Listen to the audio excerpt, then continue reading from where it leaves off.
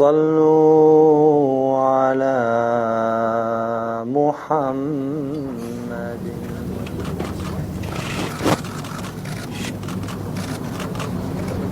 دعا کر لیں.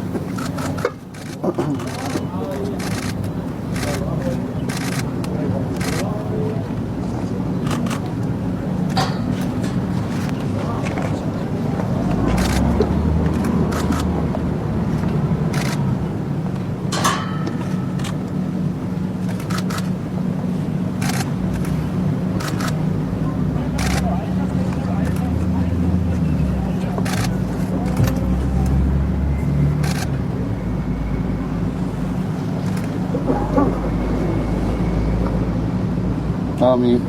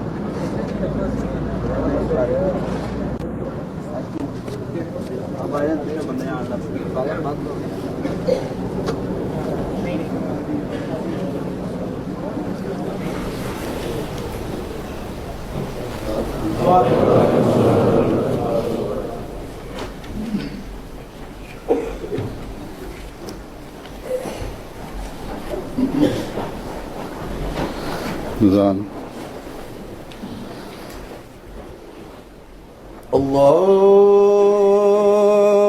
اکبر اللہ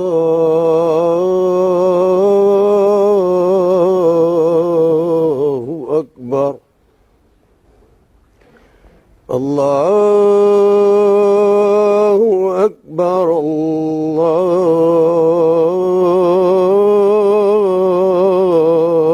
اللہ اکبر. اشہد ان لا الہ الا اللہ اشہد ان لا الہ الا اللہ اشہد ان محمدا رسول اللہ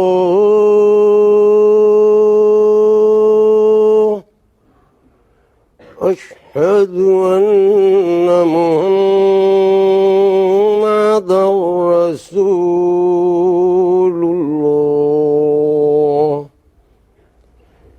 حی علی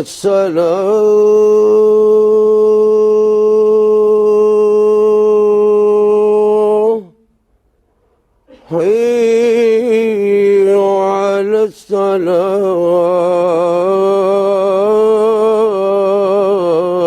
الصلاة حي على الفلاح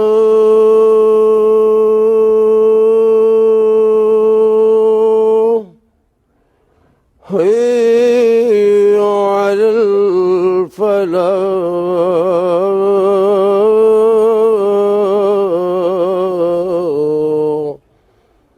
اللہ اکبر اللہ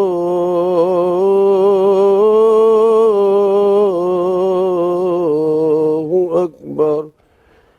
لا الہ الا اللہ.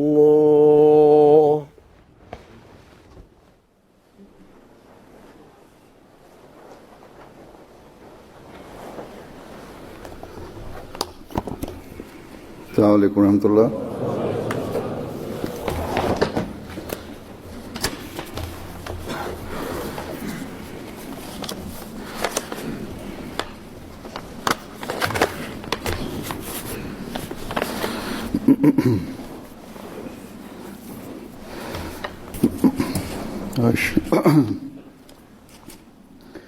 أشهد أن لا إله إلا الله وحده لا شريك له وأشهد أن محمدا عبده ورسوله أما بعد فأعوذ بالله من الشيطان الرجيم بسم الله الرحمن الرحيم الحمد لله رب العالمين الرحمن الرحيم مالك يوم الدين إياك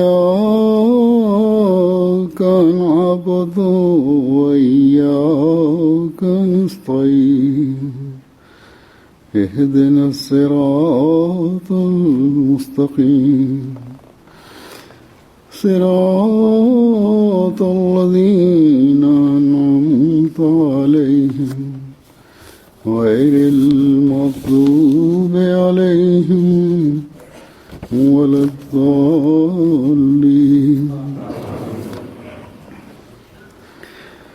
وإذ يرفع إبراهيم القواعد من البيت وإسماعيل ربنا تقبل منا إنك أنت السميع العليم ربنا واجعلنا مسلمين لك ومن ذرياتنا أمة مسلمة لك وأرنا مناسكنا وتب علينا إنك أنت التواب الرحيم ربنا وابعث فيهم رسولا منهم يتلو عليهم آياتك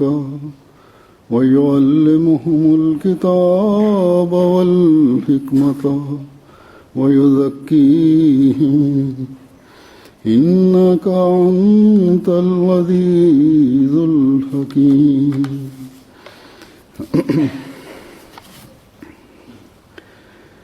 ان آیات کا ترجمہ یہ ہے کہ اور جب ابراہیم اس خاص گھر کی بنیاد کو استوار کر رہا تھا اور اسماعیل بھی یہ دعا کرتے ہوئے کہ اے ہمارے رب ہماری طرف سے قبول کر لے، یقیناً تو ہی بہت سننے والا اور دائمی علم رکھنے والا ہے، اور اے ہمارے رب ہمیں اپنے وہ فرمانبردار بندے بنا دے اور ہماری ذریت میں سے بھی اپنی ایک فرمانبردار امت پیدا کر دے، اور ہمیں اپنی عبادتوں اور قربانیوں کے طریق سکھا، اور ہم پر توبہ قبول کرتے ہوئے جھک جا، یقیناً تو ہی بہت توبہ قبول کرنے والا اور بار بار رحم کرنے والا ہے، اور اے ہمارے رب تو انہی میں سے ایک عظیم رسول مبعوث کر جو ان پر تیری آیات کی تلاوت کرے اور انہیں کتاب کی تعلیم دے اور اس کی حکمت بھی سکھائے اور ان کا تزکیہ کر دے، یقیناً تو ہی کامل غلبے والا اور حکمت والا ہے۔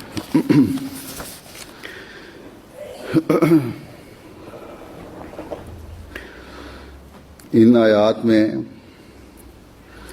وہ عظیم نمونہ اور دعا بیان ہوئی ہے جس نے عاجزی و انکساری، قربانی و وفا، اپنی نسل کے خدا تعالیٰ سے جڑے رہنے کی فکر اور دعا، دنیا کی ہدایت و رہنمائی اور عبد رحمان بننے کی فکر اور دعا کے اعلیٰ ترین معیار قائم کیے ہیں۔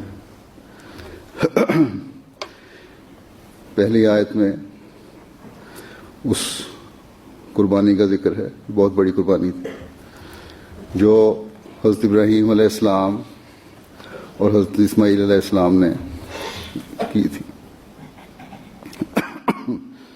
یعنی ہر پتھر جو خانہ کعبہ کی دیواروں پر چنا جا رہا تھا، وہ اس بات کی طرف بھی توجہ دلا رہا تھا کہ اب اس گھر کے مکمل ہونے کے بعد باپ نے بیٹے اور اس سے پیدا ہونے والی نسل کو اس بے آب و گیا جگہ میں ہمیشہ کے لیے آباد کرنا ہے، اور بیٹے کو توجہ دلا رہا تھا کہ تم نے اب اس بے آب و گیا جگہ میں اس گھر کی رونق قائم کرنے کے لیے یہیں رہنا ہے۔ ان دونوں بزرگوں کو، اللہ تعالیٰ کے ان فرشتادوں کو، خدا تعالیٰ کے وعدوں پر یہ تو یقین تھا کہ ایک روز اس گھر نے تمام دنیا کا محور بننا ہے، مگر یہ کیا پتا تھا کہ کب یہ سب کچھ ہوگا۔ اس وقت تو صرف قربانی اور صرف قربانی ہی نظر آ رہی تھی، لیکن اس کے باوجود عاجزی کی انتہا ہے کہ اللہ تعالیٰ سے یہ دعا کر رہے ہیں کہ یہ کام جو تیری تعمیر کا ہم کر رہے ہیں یہ تیرے ہی فضل سے ہے، پس ہماری اس قربانی کو قبول فرما لے۔ کوئی اظہار بڑائی نہیں کہ ہم نے جو کام کیا ہے یہ ہمارا حق بنتا ہے کہ اس کا بدلہ ہمیں ملے اور جلد ملے، بلکہ اس سمیع و علیم خدا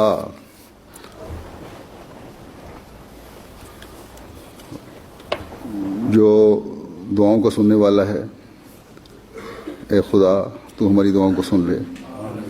ہمارے پاس جو قربانی کرنے کے لیے تھا وہ کر دیا، اور آئندہ بھی عہد کرتے ہیں کہ قربانی کریں گے، بلکہ ہم تو چاہتے ہیں کہ ہماری نسلیں بھی اس قربانی میں شامل ہوں۔ یہ وہ دعا تھی جو ان دو بزرگوں نے کی۔ پھر یہ کہتے ہیں اللہ تعالیٰ کو مخاطب کر کے کہ ہم نے اپنے دل کی حقیقت تیرے سامنے رکھ دی، تو علیم ہے، جانتا ہے کہ جو کچھ ہم کر رہے ہیں اور کہہ رہے ہیں صرف اور صرف تیری رضا کے حصول کے لیے کر رہے ہیں اور کہہ رہے ہیں۔ تو ہماری اس قربانی کو قبول کر کے اب جلد اسے ایسا گھر بنا دے جو تیرا گھر ہو، اور تیرا گھر ہونے کی برکت سے یہ بیابان آباد ہو جائے۔ ہم تو تیرے حکم سے جو سمجھے اس کی ظاہری تعمیل میں اس گھر کی تعمیل ہو گئی تاکہ آبادی کا مرکز بن جائے، لیکن اس کی حقیقی آبادی اے اللہ تیرے فضل پر منحصر ہے۔ اس گھر کو ظاہری طور پر آباد کرنے والوں کو بھی وہ بصیرت اور بصارت عطا فرما جو تجھ تک پہنچانے والی ہو اور روحانیت میں بڑھانے والی ہو۔ بس یہ وہ روح تھی جس کی تتبع میں مسلمانوں کی مساجد تعمیر ہوتی ہیں اور ہونی چاہیے، ورنہ خوبصورت عمارات تو کوئی چیز نہیں ہے۔ بڑی خوبصورت مساجد بنتی ہیں لیکن ان میں روح مفقود ہوتی ہے، جو مقصد ہے وہ ان میں نہیں پایا جاتا۔ حضرت صلی اللہ علیہ وسلم نے تو فرمایا ہے کہ مساجد میں نقش و نگار نہیں ہونے چاہیے، جس طرح دوسرے مذاہب والوں نے اپنی عبادتگاہوں میں نقش و نگار بنائے ہوتے ہیں، لیکن بہت سی مساجد ہمیں نقش و نگار والی نظر آتی ہیں۔ بادشاہوں نے بنائی، عمراء نے بنائی، بلکہ بعض پر بادشاہوں نے سونے کا پانی بھی پھروایا، لیکن یہ ان کا حسن نہیں ہے، نہ یہ سونے کا پانی نہ یہ نقش و نگار۔ مساجد کا حسن تو اس کی آبادی سے ہے، ایسی آبادی جو خالصتاً اللہ تعالیٰ کی رضا کے حصول کے لیے ہو۔ حضرت مسلم موعود نے رضی اللہ عنہ نے ایک جگہ ذکر کیا کہ میں ایک عرب ملک میں گیا، غالباً مصر کا ذکر ہے، کہ ایک بہت بڑی اور خوبصورت مسجد میں جب گیا تو دیکھا کہ 4-5 نمازی ایک کونے میں نماز پڑھ رہے تھے. جب ان سے پوچھا کہ یہ کیا قصہ ہے تو مسجد کا امام جو ان کو نماز پڑھا رہا تھا اس نے کہا کہ لوگ نماز کے لیے نہیں آتے اور محراب میں کھڑے ہو کر میں شرم کی وجہ سے نماز نہیں پڑھاتا کہ کوئی نیا آنے والا یہ دیکھ کر کیا کہے گا کہ اتنی بڑی اور خوبصورت مسجد ہے اور نمازی 4-5 ہیں. اس لیے ہم کونے میں نماز پڑھ لیتے ہیں تاکہ لوگ سمجھیں کہ اصل نماز ہو گئی ہے اور یہ بعد میں آنے والے نماز پڑھ رہے ہیں.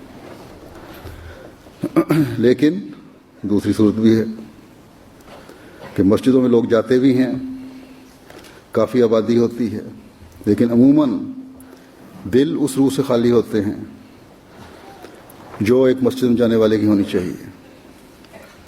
دنیا داری نمازوں کے دوران بھی غالب رہتی ہے, توجہ اللہ تعالیٰ کی طرف خالص نہیں ہوتی.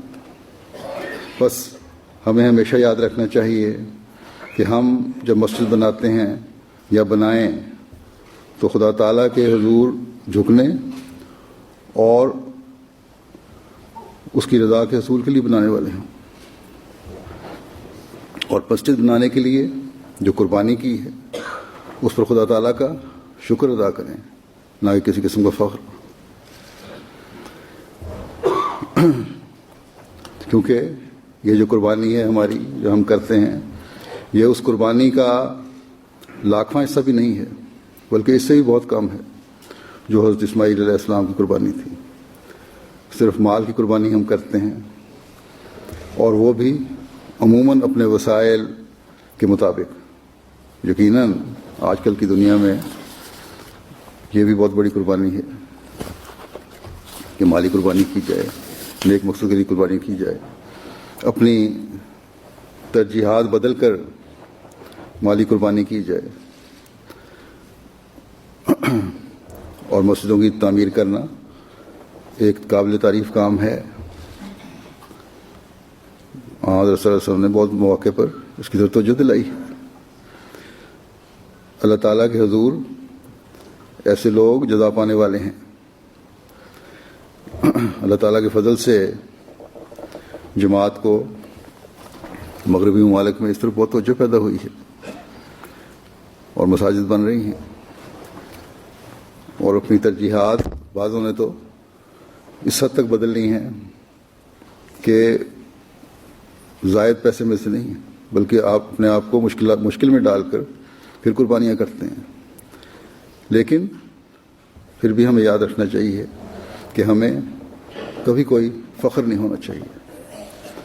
اس مسجد کی تعمیر پر تقریباً 12 لاکھ پاؤنڈ خرچ ہوئے ہیں, یعنی 1.2 ملین پاؤنڈ. اور جماعت نے یہاں وعدے کیے اس کا تقریباً اتنی رقم کے, اور ادائیگی بھی اللہ تعالیٰ کے فضل سے ہو رہی ہے. 75% ادائیگی کر بھی دی. بعض نے بڑی بڑی قربانیاں بھی دی ہیں. میں دیکھ رہا تھا کہ 84,000 پاؤنڈ یا 78,000 پاؤنڈ تک بھی قربانی دی گئی ہے ایک آدمی نے. اور ایسے افراد بھی ہیں جنہوں نے 15,000 20,000 30,000 کی رقمیں دیں. تقریباً 11 آدمیوں کی کل وعدے میں دیکھ رہا تھا 3 لاکھ سے اوپر بنتے ہیں. تو یہ بہت بڑی قربانی ہے جو آج کل کے حالات میں جماعت کے افراد کرتے ہیں. لیکن پھر بھی ہمیں ہر قربانی جو ہے وہ عاجزی کی طرف متوجہ کرنے والی ہونی چاہیے, کیونکہ اس سب کے باوجود جو نمونہ اللہ تعالیٰ نے ہمارے سامنے پیش فرمایا وہ یہ ہے کہ ہماری قربانیاں حقیر ہیں, ان کی کوئی حیثیت نہیں. دوسرے, ان قربانیوں کا فائدہ تبھی ہے جب اس گھر کی آبادی بھی ہو. ایک وہ بے آب و گیا جگہ تھی, بیابان تھا, جہاں آبادی نہیں تھی, اور وہاں اللہ تعالیٰ گھر بنایا گیا. اور ان ممالک میں اس لحاظ سے بھی, روحانی لحاظ سے, یہ بنجر علاقے ہیں. ان علاقوں کو بھی آباد کرنا ہے اور سرسبز بنانا ہے, اور اسی مقصد کے لیے ہم یورپ میں مساجد تعمیر کر رہے ہیں. بس یہ بہت بڑا کام ہے جس کو ہمیں ہمیشہ اپنے ذہن میں رکھنا چاہیے صرف جمعوں کی آبادی سے ہماری مسجدیں آباد نہیں ہو سکتی، بلکہ نمازوں کی حاضری بھی ہو. اور آج جب اس مسجد کا افتتاح ہم کر رہے ہیں تو یہ دعا کریں کہ ربنا تقبل منا انک انت السمیع العلیم. بس ہماری مالی قربانیاں اس وقت قبولیت کا درجہ پائیں گی جب ہم خدا تعالیٰ سے یہ عہد بھی کریں اور دعا بھی کریں کہ ان قربانیوں کو قبول فرماتے ہوئے ہماری روحانی ترقی کے بھی سامان فرما اور اس مسجد کو آباد رکھنے کی توفیق بھی عطا فرما، کیونکہ تو جانتا ہے کہ خالصتاً تیری عبادت کے لیے یہ مسجد تعمیر ہو رہی ہے. اور پھر اس علاقے میں ایسے لوگوں کی آبادی کر جو روحانیت میں ترقی کرنے والے ہوں، کیونکہ تیرے ذکر سے پر رکھنے کے لیے یہ مسجد تعمیر کی گئی ہے. بس ہماری قربانی قبول کر کے ہمیں اس روحانی مقام پر پہنچا جو تیرے قرب کا ذریعہ بنائے، تاکہ تیرے انعامات حاصل کرتے ہوئے ہم تیری جنتوں کے وارث بن جائیں. احادیث میں آتا ہے،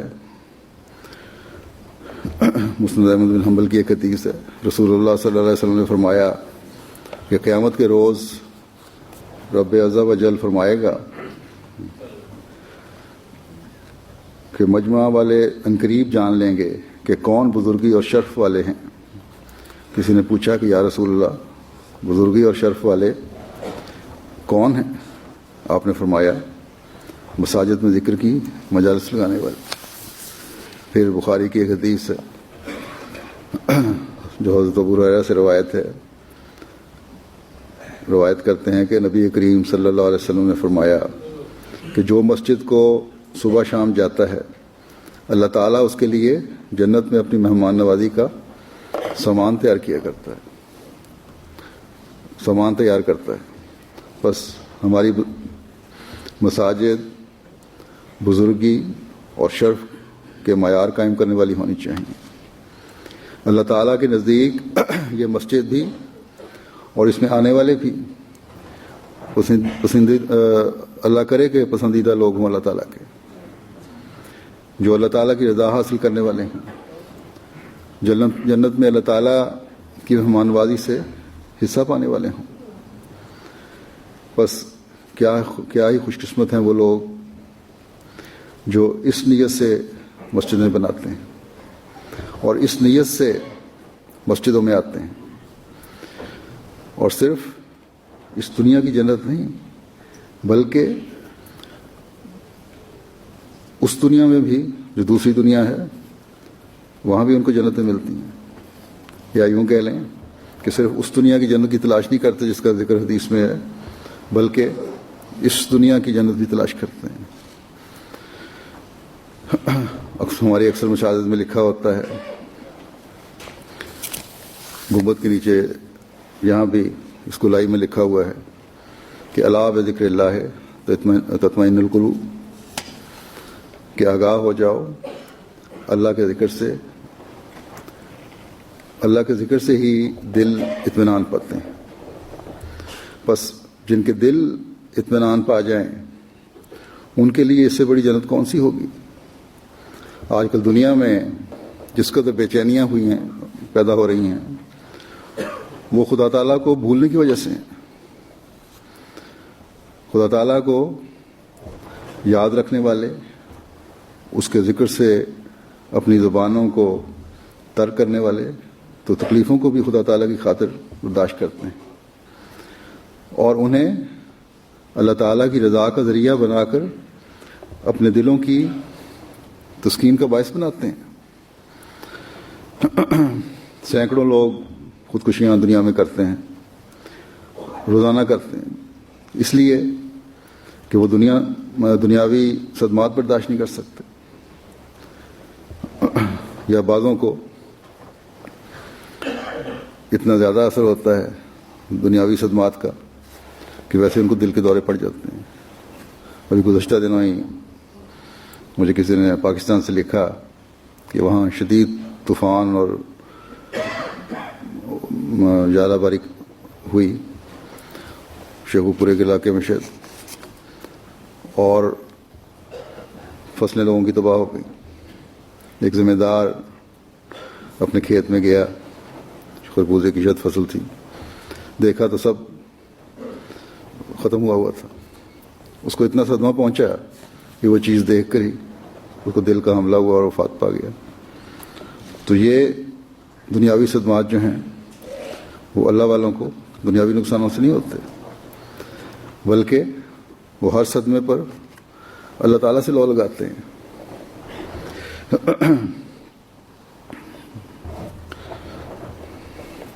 مومن ہمیشہ صدمات پر خدا تعالیٰ کی آغوش میں آتے ہوئے اطمینان قلب پاتا ہے. قرآن کریم ایک جگہ سورہ رحمان میں خدا تعالیٰ فرماتا ہے وَلِمَنْ خَافَ مَقَامَ رَبِّهِ جَنَّتَانِ، کہ جو اپنے رب کے حضور کھڑے ہونے سے ڈرا اس کے لیے 2 جنتیں ہیں. بس اللہ تعالیٰ کا ذکر، اس کی عبادت اللہ تعالیٰ کا خوف رکھتے ہوئے کرنے والے جو ہیں وہ اطمینان قلب حاصل کر کے اس دنیا میں بھی جنت حاصل کرتے ہیں، اور پھر اس دنیا کی جنت جو ایک بندے کو عبد رحمان بننے کی وجہ سے ملتی ہے، اگلے جہان کی جنت کا بھی وارث بنا دیتی ہے. پھر اگلی آیت ہے جو میں نے تلاوت کی ہے، اس میں حضرت ابراہیم اور حضرت اسماعیل یہ دعا مانگ رہے ہیں کہ ربنا وجعلنا مسلمین لک، کہ اے ہمارے رب، ہم جو 2 ہیں ہمیں نیک بندے بنا دے. پھر یہ بھی دیکھیں، یہ پھر ایک اور دفعہ انتہائی عاجزی کا مقام ہے. سب قربانیاں کرنے کے باوجود اللہ تعالیٰ کے فرستادے ہونے کے باوجود پھر بھی یہ دعا ہے کہ اے خدا ہمیں تو اپنے نیک بندے بنا دے. حضرت ابراہیم علیہ السلام کا اپنی بیوی اور بیٹے کو بے آب و گیا جگہ میں خدا کے حکم کی تعمیل میں چھوڑنے کے باوجود یہ عرض ہے کہ مجھے اپنا فرما بردار بنا دے. سب کچھ اللہ تعالیٰ کی خاطر دے دیا، اولاد دے دی، بیوی دے دی، پھر بھی یہ ہے کہ ایسی فرما برداری ادا کر عطا فرما کہ میں کامل اطاعت کرنے والا بن جاؤں. بیٹے کا چھری پھروانے کے لیے گلے پہ تیار ہونے کے باوجود جو خالصتاً اللہ تعالیٰ کی خاطر تھے، پھر یہ عرض ہے کہ ہمیں ہر حکم کو ماننے والا اور فرما بردار اور نیک بنا دے. بس یہ مقام ہے جو ایک مومن کو حاصل کرنا چاہیے کہ کبھی اپنی نیکیوں پر فخر نہ ہو، نہ ہی ان پر بھروسہ ہو، کبھی اپنی قربانیوں کا مان نہ ہو. خدا تعالیٰ کے حضور تو ڈرتے ڈرتے ہر وقت یہ عرض ہے کہ اے اللہ، ہمارے عمل تو کچھ بھی نہیں ہے، اگر تیرا فضل ہوگا تو ہم نیک بندے بن سکتے ہیں، عبد رحمان بن سکتے ہیں. بس ہماری استدعا ہے، ہماری دعا ہے، عاجزانہ درخواست ہے کہ ہمیں نیکیوں پر قائم رکھنا اور اپنے ساتھ وفا کا تعلق رکھنے والا بنانا، اپنی رضا پر چلنے والا بنانا، کہ یہی وہ عظیم مقصد ہے جس کے لیے انسان پیدا کیا گیا ہے. اور پھر صرف اپنے لیے ہی نہیں بلکہ ہم اپنی نسل کے لیے بھی دعا کرتے ہیں کہ وہ دعا یہ ہے کہ وہ من ذریتنا امۃ مسلمۃ لک، کہ اور ہماری ذریت میں سے بھی فرما بردار اور تیرے احکام بجا لانے والی امت پیدا کر.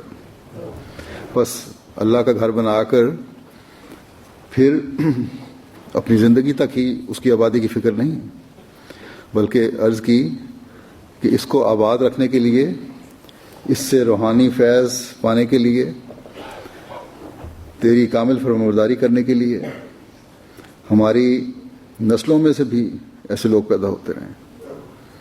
اور یہی ایک مومن کی بھی دعا ہونی چاہیے.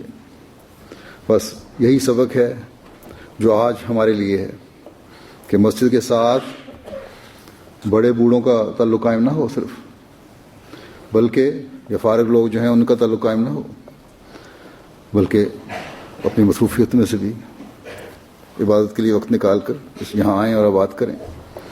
اپنی نسلوں کا تعلق پیدا کرنے کی بھی ہم کوشش کریں.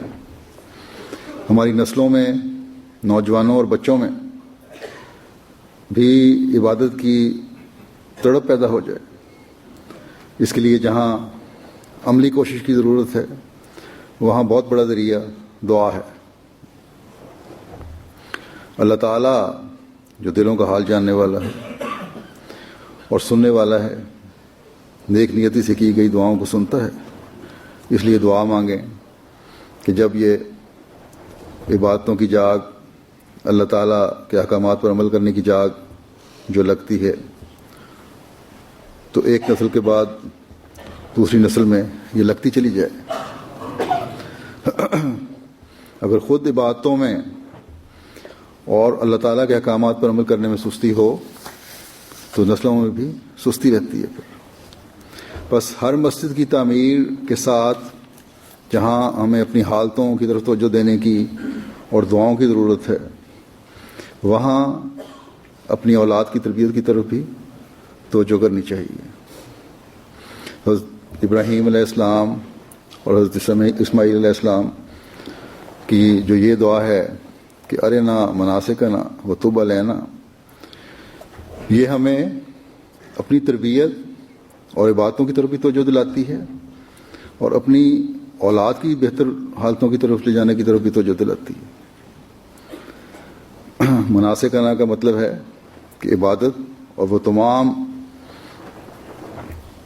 باتیں اور حقوق جو خدا تعالیٰ کے حضور ہمیں کرنی چاہیے اس کی ادا کرنی چاہیے. بس عبادت کے ساتھ تمام حقوق اللہ ادا کرنے کی طرف ہمیں توجہ دلائی، اور پھر یہ بھی کہ ان عبادتوں اور حقوق اللہ کی ادائیگی کے بعد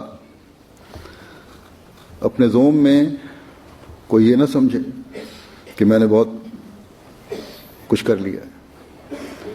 یہ دعا ہے کہ توبہ لینا، ہماری توبہ قبول کر لے، ہماری طرف متوجہ ہو، اور ایسی توبہ قبول کر کہ اگر ہم چھوٹی موٹی غلطیاں کر بھی جائیں تو درگزر کر دیا کر. تو یقیناً توبہ قبول کرنے والا اور رحم کرنے والا ہے. بس جب ایک تسلسل سے خود بھی یہ دعا کی جائے گی تو مسجد کی تعمیر کا مقصد ہی پورا ہوگا.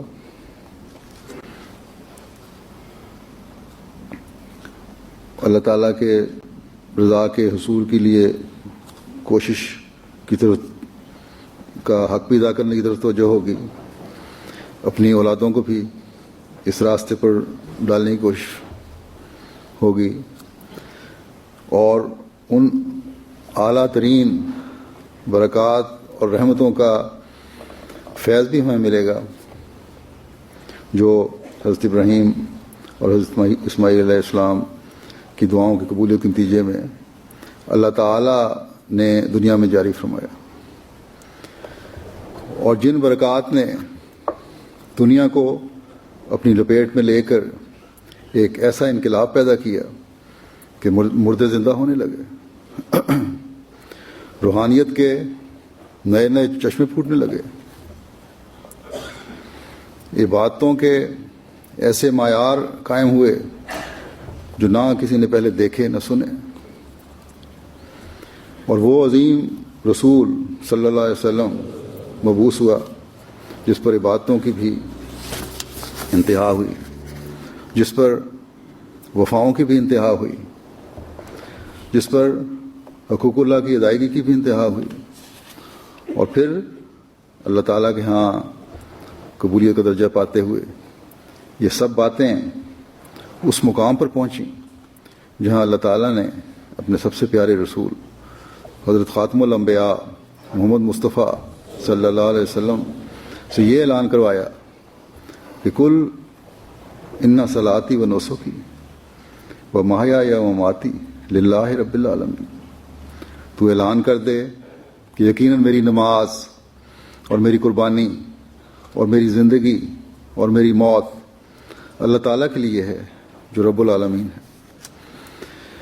بس یہاں اللہ تعالیٰ کے نزدیک عبادتوں، قربانیوں اور ہر عمل کے وہ معیار قائم ہوئے جو نہ پہلے کبھی دیکھے گئے نہ سنے گئے، جیسا کہ میں نے کہا۔ یہ وہ معراج تھی جو ہمارے آقا حضرت محمد مصطفیٰ صلی اللہ علیہ وسلم کو ملی۔ اللہ تعالیٰ نے دنیا کے لیے اعلان کروا دیا کہ اللہ تعالیٰ کی محبت اب اسی عظیم رسول کی اتباع سے مل سکتی ہے، اس کے بغیر نہیں مل سکتی۔ یہ اسوہ حسنہ ہے جس میں عبادتوں اور قربانیوں کے معیار قائم ہوئے، اور پھر جنہوں نے آپ کی قوت قدسی سے براہ راست فیض پایا، ان کے لیے بھی نئے سے نئے راستے اللہ تعالیٰ کے فیض پانے کے، آپ صلی اللہ علیہ وسلم کے اسوہ حسنہ پر عمل کرنے سے کھلتے چلے گئے۔ ساری ساری رات عبادتیں کرنے والے اور دن کے وقت دین کی خاطر قربانیاں کرنے والے پیدا ہوئے۔ روحانی لحاظ سے مردے جو تھے وہ ایک اعلیٰ ترین زندگی پا گئے۔ یہ وہ عظیم رسول تھا جو تا قیامت تمام قوموں اور تمام زمانوں کے لیے آیا تھا۔ بس یہ فیض آج بھی جاری ہے، یہ اسوہ حسنہ آج بھی اسی طرح روشن اور چمکدار ہے جس طرح پہلے دن تھا۔ جو عظیم تعلیم آپ صلی اللہ علیہ وسلم پر اتری، جو آپ لے کر آئے، وہ آج بھی اپنی پوری آب و تاب کے ساتھ چمک رہی ہے۔ اس عظیم نبی کو اللہ تعالیٰ نے اس زمانے میں وہ غلام صادق عطا فرمایا ہے جس کو آخرین میں مبعوث فرما کر پھر حضرت صلی اللہ علیہ وسلم کے کام، جس میں آیات کی تلاوت بھی ہے، تزکیہ نفس بھی ہے، کتاب کی تعلیم بھی ہے اور احکامات کی حکمت بھی بیان ہوئی ہے، ان کاموں کو جاری فرمایا۔ اور پھر اس غلام صادق کے ماننے والوں نے بھی اپنی عبادتوں اور اپنے اعمال کو اپنے آقا و متاع کے اسوہ حسنہ کے مطابق ڈھالنے کی کوشش کی، اور اسلامی تعلیمات کو اپنے اوپر اس طرح لاگو کیا کہ مخالفین احمدیت بھی یہ کہنے پر مجبور ہو گئے کہ اسلامی شاعر کا عملی نمونہ دیکھنا ہے تو انہی لوگوں میں دیکھو۔ بس یہ وہ معیار ہے جو ہمارے بڑوں نے قائم کر کے مخالفین کی زبانوں کو نہ صرف بند کیا بلکہ ان سے اقرار کروایا کہ حقیقی اسلام کی عملی تصویر جماعت احمدیہ کے افراد میں دیکھو۔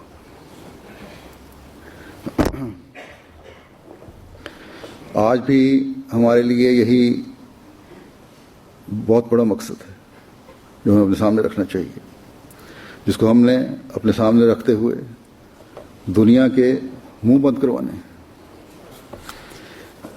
اپنے نیک اعمال سے دنیا کو اسلام کی خوبصورت تعلیم کی طرف راغب کرنا ہے، اپنی عبادتوں اور اپنی نمازوں سے اپنی سجدہ گاہوں کو ترک کرتے ہوئے اللہ تعالیٰ کے فضلوں کو جذب کرنا ہے، اپنے ساتھ اپنی اولادوں کو بھی اس مقصد کا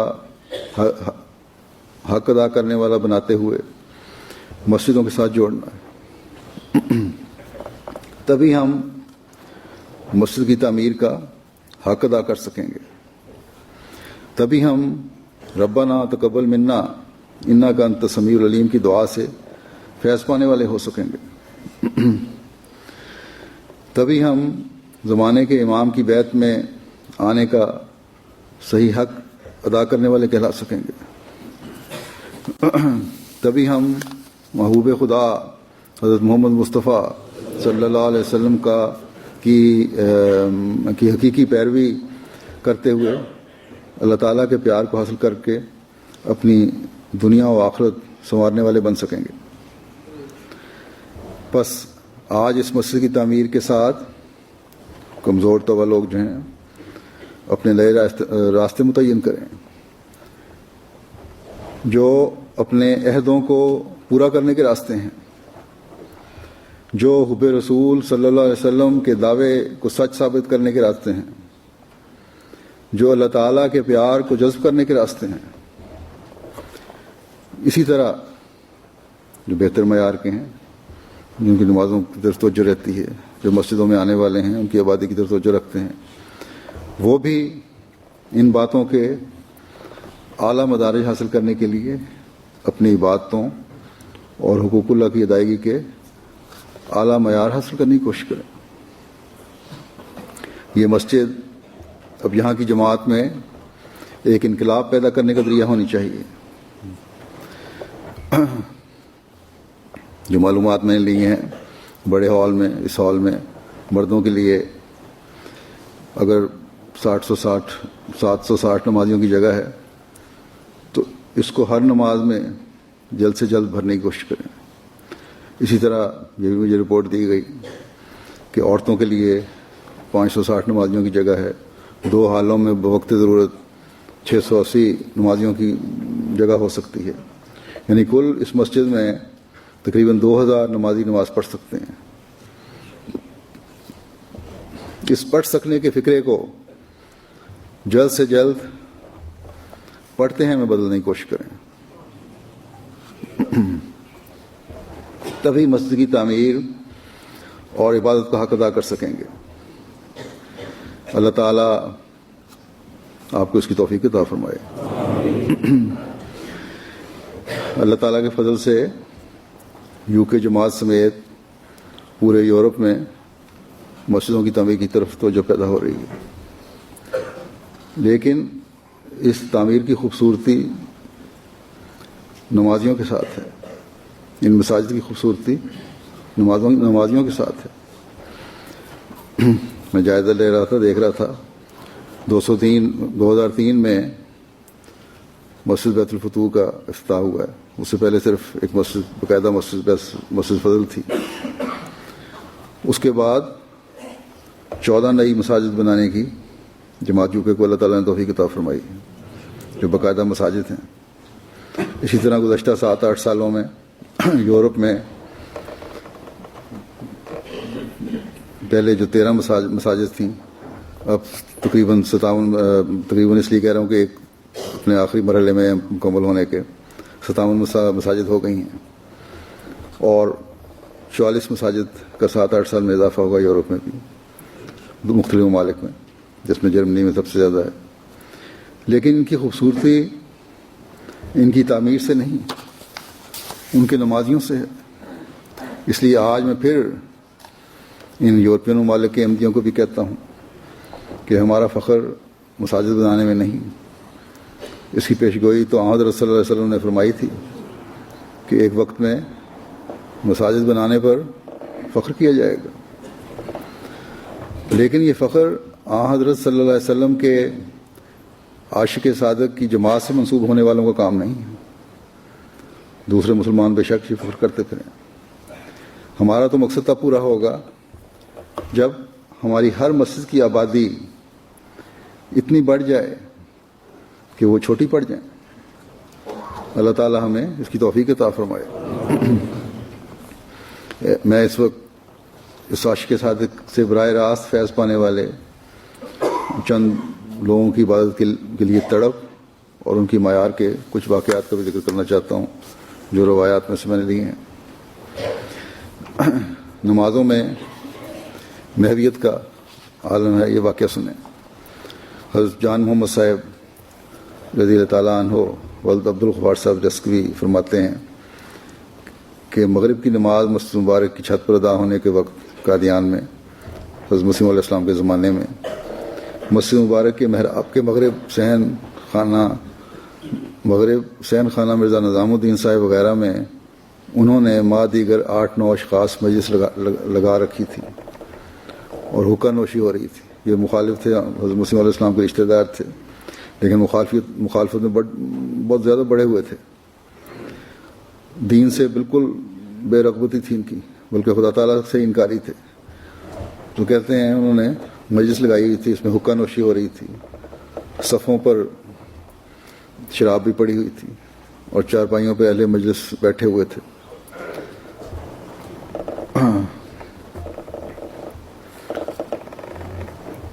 تو جتنے یہ لوگ بیٹھے ہوئے تھے، جب ہم نماز پڑھنے لگے تو تکبیر اولا کے ساتھ ہی سرنگی اور طبلے پر چوٹ لگائی اور مراسیوں نے گانا شروع کر دیا تاکہ مسجد میں نمازی ڈسٹرب ہوں.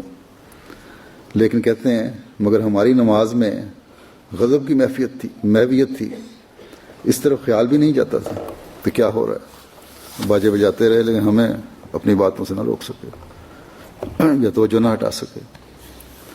حضرت حاکم علی صاحب رضی اللہ عنہ اپنی بیعت کے بعد کی تبدیلی کا ذکر کرتے ہوئے فرماتے ہیں کہ اس کے بعد محبت نے مجھے اس قدر دیوانہ کر دیا بیعت کے بعد کہ کوئی مہینہ ایسا نہ ہوتا کہ میں حاضر نہ ہوتا. بس میری زندگی گویا مسیح موعود علیہ السلام کی زیارت کے لیے تھی. میں نے اپنے گھر کے پاس ایک الگ چھوٹی سی مسجد بنا لی اور میں تہجد کی نماز کے وقت اس مسجد میں چلا جاتا اور عشاء کی نماز پڑھ کر میں مسجد سے آتا.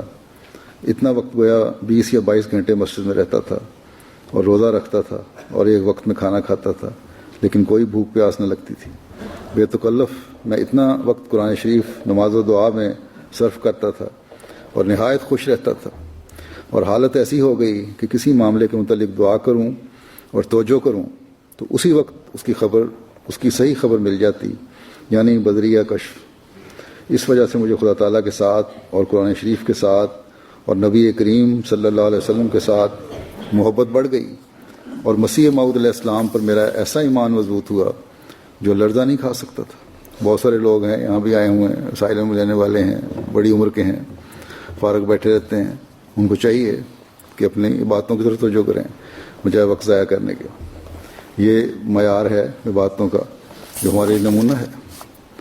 پھر حضرت میر مہدی حسین صاحب رضی اللہ عنہ فرماتے ہیں کہ مسجد مبارک کے اندر اول ایام میں 3 خانے تھے، یعنی چھوٹی سی مسجد تھی، 3 دروں کے درمیان تھی. ہر ایک خانے میں 2 صفیں کھڑی ہو سکتی تھیں آگے پیچھے، اور ایک صف میں 6 آدمی آ سکتے تھے. مسجد سے باہر دائیں جانب ایک چھوٹا سا صحن ہوتا تھا جو اس وقت حضرت ام المومنین علیہ السلام کی رہائش گاہ ہے. اس میں ملک غلام حسین صاحب نانپوز اور محمد اکبر خان صاحب سنوری مرحوم اللہ ترتیب روٹیاں اور سالن لیے بیٹھے تھے. مجھے ملک صاحب نے پہلے ایک چھوٹی سی پلیٹ میں چاول نمکین کھانے کا ذکر کرتے ہیں ڈال کے دیا، روٹیاں دیں. کہتے ہیں میں نے پلیٹ سے 2-3 لقمے لیے تھے کہ حضرت مولوی عبد الکریم صاحب نے تکبیر کہلا کر نماز شروع کر دی. میں نے جلدی سے کھانا رکھ دیا اور مسجد میں داخل ہونے لگا تو نانپوز جو تھے انہوں نے ذرا سخت لہجے میں کہا، روٹی دے رہے تھے جو، کہ میاں روٹی کھا لے، نماز بعد میں پڑھ لینا، نہیں تھے پنجابی میں کہا نہیں تو بھوکا مرے گا. کہتے ہیں اور پھر کہا کہ کل دوپہر کو روٹی ملے گی. پھر میں نے کہا کہ یہاں روٹیاں کھانے نہیں آیا، نماز ہی تو اصل چیز ہے، اس کو نہیں چھوڑ سکتا. یہ کہہ کر نماز عشاء میں شامل ہو گیا. حکیم فضل الرحمان صاحب اپنے والد حضرت حافظ نبی بخش صاحب کے متعلق بیان کرتے ہیں کہ آپ کے اندر حضرت مسیح علیہ السلام کے لیے ایک عشق موجود تھا اور طبیعت میں احتیاط ایسی ہے کہ جب کبھی کوئی حضور علیہ السلام کے حالات سنانے کے لیے کہے تو یہی جواب دیتے ہیں کہ مجھے اپنے حافظے پر اعتبار نہیں، ایسا نہ ہو کہ کوئی غلط بات حضور کی طرف منسوب کر بیٹھوں. آپ محکمہ نیر میں پٹواری تھے اور گرداوری کے دنوں میں قریباً سارا دن گھومنا پڑتا، حتیٰ کہ جیٹھ ہاڑ کے مہینوں میں بھی، یعنی گرمی کے جو شدید مہینے ہوتے ہیں پنجاب میں، ان میں بھی گھومنا پڑتا.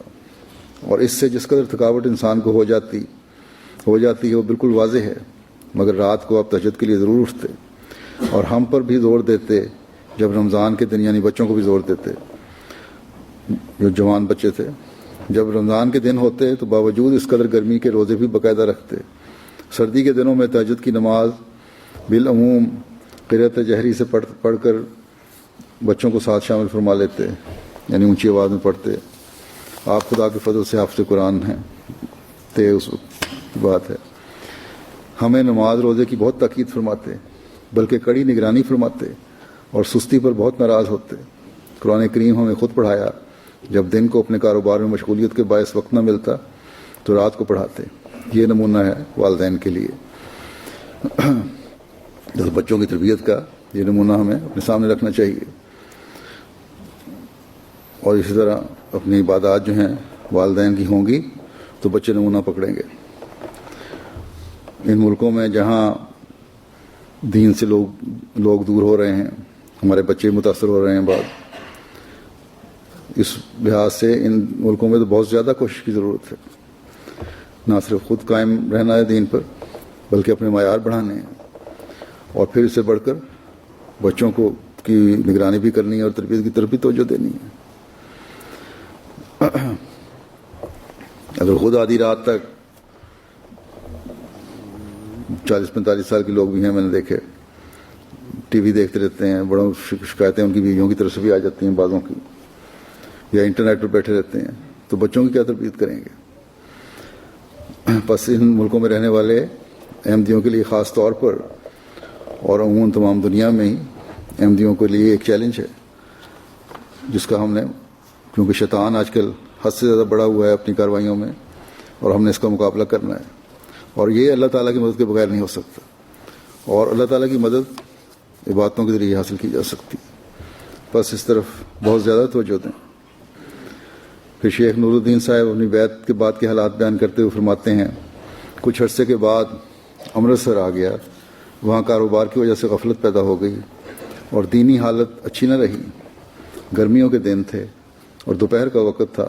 میں سویا ہوا تھا. ایسا معلوم ہوتا تھا کہ جس طرح گرگری کی حالت ہوتی ہے. سوئی حالت میں آخری وقت کی حالت پیدا ہو گئی، اور خواب میں یہ دیکھ رہے ہیں اپنے آپ کو. میں لوگوں کی گفتگو سنتا تھا مگر جواب نہیں دے سکتا تھا. میں نے پورا نقشہ دیکھا کہ مجھے غسل دیا گیا. یہ شاید میرا کشفی حالت تھی کہ مجھے غسل دیا گیا اور کفن پہنایا گیا. پھر مجھے دفن کر دیا گیا. مٹی ڈال دی گئی.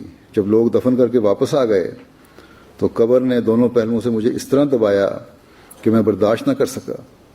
اتنے میں دیکھا کہ عین سامنے حضرت مسیح موعود علیہ السلام کھڑے ہیں اور میری طرف انگلی کر کے فرمایا، کیا آپ نے ہمارے ساتھ یہی وعدہ کیا تھا؟ ایک طرف تکلیف تھی، دوسری طرف حضرت صاحب کے الفاظ. میں بہت رویا اور عرض کیا کہ حضور میں بھول گیا، مجھے معاف فرمائیں، میں توبہ کرتا ہوں، آئندہ یہ کمزوری نہیں دکھاؤں گا. حضرت صاحب تشریف لے گئے. کہتے ہیں میری آنکھ کھل گئی، اس حالت سے واپس آ گیا، مگر اس طرح گھبرایا ہوا اور تکلیف میں تھا کہ بیان سے باہر آنسو نکل رہے تھے اور سخت مرعوب ہو رہا تھا. پھر قبلہ رو ہو کر نماز شروع کی. ایک عرصے تک میرے جسم پر اس واقعے کا اثر رہا، تکلیف بھی اور درد بھی ہوتا رہا. بس یہ بھول چوک جو ہوتی تھی اس زمانے میں نیک لوگوں سے، اللہ تعالیٰ ان پر رحم کرنا چاہتا ہے، ان کو اس ذریعے سے بھی تنبیہ فرماتا ہے. یہ بھی اللہ تعالیٰ کا ایک پیار کا سلوک ہے کہ بگڑنے نہیں دیتا. پھر عورتوں کے لیے بھی ایک مثال ہے. بعض اوقات مختلف عذر پیش کر کے نمازوں کے اوقات میں باقاعدگی نہیں ہوتی. عورتیں بہانے بنا لیتی ہیں. بعض دفعہ بعض ہیں ایسی، لیکن بعض میں نے دیکھا ہے کہ مردوں سے زیادہ نمازی ہیں اور نمازوں کی طرف توجہ ہے. حضرت مائی کاکو صاحبہ رضی اللہ تعالیٰ عنہ بیان کرتی ہیں کہ ایک دفعہ ہم چند عورتیں سیکھواں سے حضور کی ملاقات کے لیے آئیں. مولوی قمر الدین صاحب کی والدہ نے مجھے کہا کہ ہمیں مغرب کی نماز روز عشاء کی نماز کے ساتھ پڑھنی پڑتی ہے مقاموں کی مصروف کی وجہ سے. کیا کریں؟ حضرت صاحب سے فتویٰ پوچھو. میں نے حضور کی خدمت میں عرض کی کہ عورتوں کو بچوں کی وجہ سے مغرب کی نماز میں دیر ہو جاتی ہے، کیا کریں؟ فرمایا، میں تو نہیں سمجھتا کہ اگر پوری کوشش کی جائے تو دیر ہو جائے، لیکن اگر مجبوری ہو تو عورتوں کو چاہیے کہ عشاء کی نماز مغرب کے ساتھ جمع کریں، کیونکہ جس طرح صبح کے وقت فرشتے اترتے ہیں ویسے ہی مغرب کے وقت بھی اترتے ہیں. ایسے مغرب اور عشاء کی نماز کو اگر جمع کرنا پڑے تو مغرب کے وقت جمع کرنا بہتر ہے. مائی کاکو صاحب نے روایت کے بعد کہا کہ اس وقت سے لے کر آج تک ہم نے یہ انتظام رکھا ہے کہ اگر کبھی جمع تو خیر کیا ہونی تھی کہ مغرب کی نماز سے پہلے پہلے کھانا تیار کر کے بچوں کو کھلا دیتی ہیں اور پھر مغرب کی نماز کے لیے فارغ ہو جاتی ہیں۔ تو یہ تھے ان لوگوں کے نمونے۔ جمع کرنے کی ضرورت جو نہیں ہوئی، بلکہ نمازیں علیحدہ پڑھنے کے لیے کیا طریقہ اختیار کرنا چاہیے، اس طرح توجہ کی۔ بس مائیں بھی جو ایک نمونہ ہے بچوں کے لیے، ان کو اس طرح توجہ دینی چاہیے۔ حضرت مسیح موعود علیہ الصلوۃ والسلام فرماتے ہیں کہ اسلام نے وہ قادر اور ہر ایک عیب سے پاک خدا پیش کیا ہے جسے ہم دعائیں مانگ سکتے ہیں اور بڑی بڑی امیدیں پوری کر سکتے ہیں۔ اس واسطے اس نے سورہ فاتحہ میں دعا سکھائی ہے کہ تم لوگ مجھ سے مانگا کرو، اہدنا الصراط المستقیم صراط الذین انعمت علیہم، یعنی یا الہی ہمیں وہ سیدھی راہ دکھا جو ان لوگوں کی راہ ہے جن پر تیرے بڑے بڑے فضل اور انعامات ہوئے۔ اور یہ دعا اس واسطے سکھائی کہ تا تم لوگ صرف اس بات پر ہی نہ بیٹھ رہو کہ ہم ایمان لے آئے، بلکہ اس طرح سے اعمال بجا لاؤ کہ ان انعاموں کو حاصل کر سکو جو خدا تعالیٰ کے مقرب بندوں پر ہوا کرتے ہیں۔ فرمایا کہ جو شخص سچے جوش اور پورے صدق اور اخلاص سے اللہ تعالیٰ کی طرف آتا ہے وہ کبھی ضائع نہیں ہوتا۔ یہ یقینی اور سچی بات ہے کہ جو خدا کے ہوتے ہیں خدا ان کا ہوتا ہے اور ہر ایک میدان میں ان کی نصرت اور مدد کرتا ہے، بلکہ ان پر اپنے اس قدر انعام و اکرام نازل کرتا ہے کہ لوگ ان کے کپڑوں سے بھی برکتیں حاصل کرتے ہیں۔ اللہ تعالیٰ نے جو یہ دعا سکھائی ہے یعنی اہدنا الصراط المستقیم کی، تو یہ اس واسطے ہے کہ تا تم لوگوں کی آنکھ کھلے کہ جو کام تم کرتے ہو دیکھ لو کہ اس کا نتیجہ کیا ہوا۔ پھر فرمایا کہ اگر انسان ایک عمل کرتا ہے اور اس کا نتیجہ کچھ نہیں تو اس کو اپنے اعمال کی پڑتال کرنی چاہیے، دیکھنا چاہیے کہ میرے اعمال کیا ہیں، کہ وہ کیسا عمل ہے جس کا نتیجہ کچھ بھی نہیں۔ پھر فرماتے ہیں اصول عبادت کا خلاصہ بیان فرماتے ہوئے کہ عبادت کے اصول کا خلاصہ اصل میں یہی ہے کہ اپنے آپ کو اس طرح سے کھڑا کرے کہ گویا خدا کو دیکھ رہا ہے، اور یا یہ کہ خدا اسے دیکھ رہا ہے، ہر قسم کی ملونی اور ہر طرح کی شرک سے پاک ہو جاوے اور اسی کی عظمت اور اسی کی ربوبیت کا خیال رکھے، اور ادعیہ معصورہ اور دوسری دعائیں خدا تعالیٰ سے بہت مانگے اور بہت توبہ و استغفار کرے اور بار بار اپنی کمزوری کا اظہار کرے تاکہ تزکیہ نفس ہو جاوے اور خدا تعالیٰ سے سچا تعلق ہو جاوے اور اسی کی محبت میں محو ہو جاوے۔ اور یہی ساری نماز کا خلاصہ ہے، اور یہ سارا سورہ فاتحہ میں ہی آ جاتا ہے۔ دیکھو ایاک نعبد و ایاک نستعین میں اپنی کمزوری کا اظہار کیا گیا ہے اور امداد کے لیے خدا تعالیٰ سے ہی درخواست کی گئی ہے اور خدا تعالیٰ سے ہی مدد اور نصرت طلب کی گئی ہے، اور پھر اس کے بعد نبیوں اور رسولوں کی راہ پر چلنے کی دعا مانگی گئی ہے اور ان انعامات کو حاصل کرنے کے لیے درخواست کی گئی ہے جو نبیوں اور رسولوں کے ذریعے سے اس دنیا پر ظاہر ہوئے ہیں اور جو انہی کی اتباع اور انہی کے طریقے پر چلنے سے حاصل ہو سکتے ہیں۔ اور پھر خدا تعالیٰ سے یہ دعا مانگی گئی ہے کہ ان لوگوں کی راہوں سے بچا جنہوں نے تیرے رسولوں اور نبیوں کا انکار کیا اور شوخی اور شرارت سے کام لیا اور اسی جہان میں ہی ان پر غضب نازل ہوا، یا جنہوں نے دنیا کو ہی اپنا اصلی مقصود سمجھ لیا اور راہ راست کو چھوڑ دیا، اور اصلی مقصد نماز کا تو دعا ہی ہے، اور اس غرض سے دعا کرنی چاہیے کہ اخلاص پیدا ہو اور خدا تعالیٰ سے کامل محبت ہو، اور معصیت سے جو بہت بری بلا ہے اور نامہ اعمال کو سیاہ کرتی ہے تبھی نفرت ہو اور تزکیہ نفس اور روح القدس کی تائید ہو۔ دنیا کی سب چیزیں جاہ و جلال، مال و دولت، عزت و عظمت سے خدا مقدم ہو، ان کے مقابلے میں سب سے مقدم خدا ہو اور وہی سب سے عزیز ہو اور پیارا ہو، اور اس کے سوائے جو شخص دوسرے قصے کہانیوں کے پیچھے لگا ہوا ہے جن کا کتاب اللہ میں ذکر نہیں وہ گرا ہوا ہے اور محض جھوٹا ہے۔ نماز اصل میں ایک دعا ہے جو سکھائے ہوئے طریقے سے مانگی جاتی ہے، یعنی کبھی کھڑے ہونا پڑتا ہے، کبھی جھکنا اور کبھی سجدہ کرنا پڑتا ہے، اور جو اصلیت کو نہیں سمجھتا وہ پوسٹ پر ہاتھ مارتا ہے۔ پھر فرمایا بعض لوگ مسجدوں میں بھی جاتے ہیں، نمازیں بھی پڑھتے ہیں اور دوسرے ارکان اسلام بھی بجا لاتے ہیں، مگر خدا تعالیٰ کی نصرت اور مدد ان کے شامل حال نہیں ہوتی اور ان کے اخلاق اور عادات میں کوئی نمایاں تبدیلی دکھائی نہیں دیتی، جس سے معلوم ہوتا ہے کہ ان کی باتیں بھی رسمی باتیں ہیں، حقیقت کچھ بھی نہیں، کیونکہ احکام الہی کا بجا لانا تو ایک بیج کی طرح ہوتا ہے جس کا اثر روح اور وجود دونوں پر پڑتا ہے۔ ایک شخص جو کھیت کی آبپاشی کرتا اور بڑی محنت سے اس میں بیج بوتا ہے، اگر 1-2 ماہ تک اس میں انگوری نہ نکلے، یعنی بیج نہ پھوٹے، تو ماننا پڑتا ہے کہ بیج خراب ہے۔ یہی حال عبادت کا ہے۔ اگر ایک شخص خدا کو وحدہ لا شریک سمجھتا ہے، نمازیں پڑھتا ہے، روزے رکھتا ہے اور بظاہر احکام الہی کو حت الوسع بجا لاتا ہے، لیکن خدا تعالیٰ کی طرف سے کوئی خاص مدد اس کے شامل حال نہیں ہوتی، تو ماننا پڑتا ہے کہ جو بیج وہ بو رہا ہے وہی خراب ہے۔ یہی نمازیں تھیں جن کو پڑھنے سے بہت سے لوگ کتب اور ابدال بن گئے، مگر تم کو کیا ہو گیا جو باوجود ان کے پڑھنے کے کوئی اثر ظاہر نہیں ہوتا؟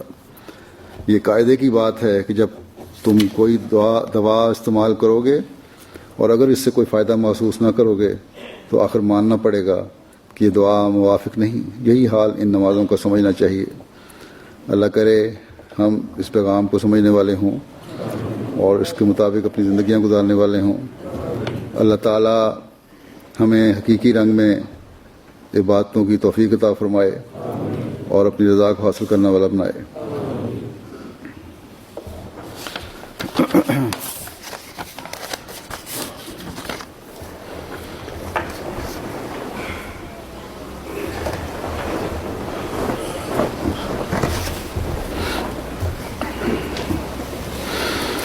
الحمد للہ نحمده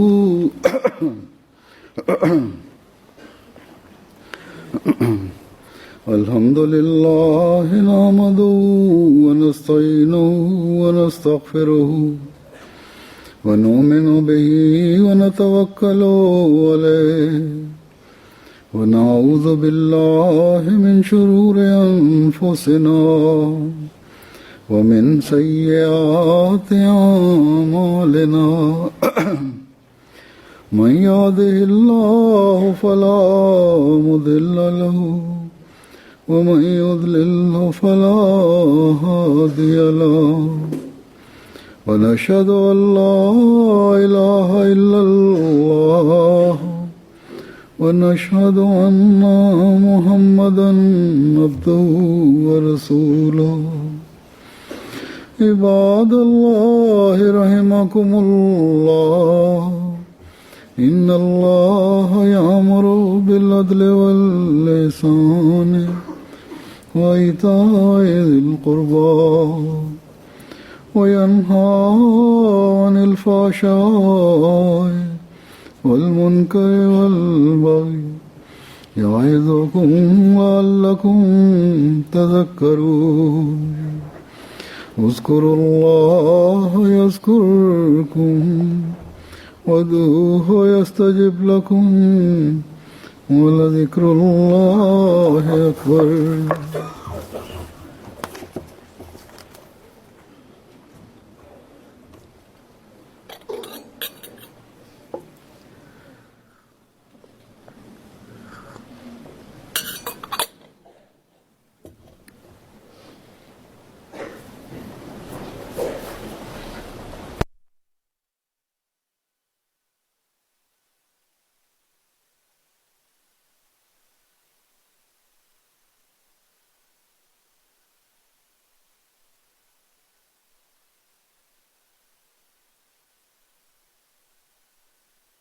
الله أكبر الله أكبر لا إله إلا الله